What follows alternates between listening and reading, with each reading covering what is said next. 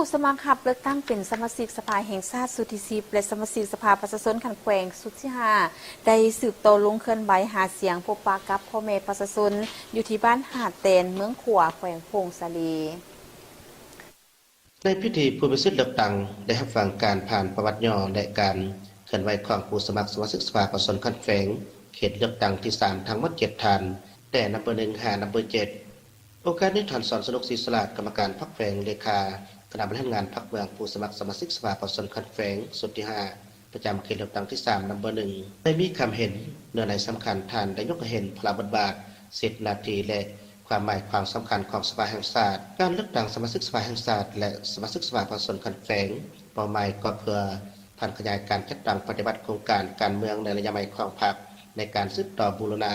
ระบบประชาธิปไตยประชาชนปรับปรุงกลไกบริหารรัฐให้กลายเป็นอำนาจของประชาชนโดยประชาชนและเพื่อผลประโยชน์สูงสุดของประชาชนอย่างแท้จริงเพื่อก้าวไปสู่การเปลี่ยนแปลงและการพัฒนาที่ดีขึ้นเพื่อสร้างตั้งระบบอำนาจรัฐที่เข้มแข็งและโปร่งใสที่รับใส่ศาสตร์รับใส่ประชาชนอย่างสุดกบสุดปลายและที่สำคัญการลงพบปะประชาชนของผู้สมัครสมาชิกสภาประชาชนแขวงในครั้งนี้ก็เพื่อให้คณะพรรคองค์การปกครองและพ่อแม่ประชาชนบัดเผารับรู้เข้าใจและกำแนนอย่างลึกซึ้งและพร้อมกันปฏิบัติสิทธิพันธะและไปใช้สิทธิเลือกตั้งในวันที่22กุมภาพันธ์2026ให้ครบถ้วนและรับประกันผลสำเร็จได้ตามคาดหมาย400ส่วนห้อยที่วางไว้จากนั้นผู้สมัครสมาชิกสภาประชาชนขันแขวงก็ได้เสนอตัวและแจ้งจุดประสงค์ในการลงเคลื่อนไหว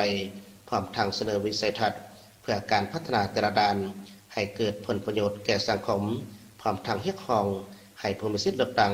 จงพร้อมคิดพร้อมใจกันไปใช้สิทธิประชาธิปไตยของตนในการปฏิบัติเลือกตั้งให้กลายเป็นบุญปางใหญ่ของชาติเพื่อคัดเลือกเอาตัวแทนที่มีมาตรฐานเงื่อนไขมีความรู้ความสามารถและวิสัยทัศน์กว้างไกลเข้าไปเฮ็ดหน้าที่ในสภาแห่งชาติและสภาประชาชนขันแขวง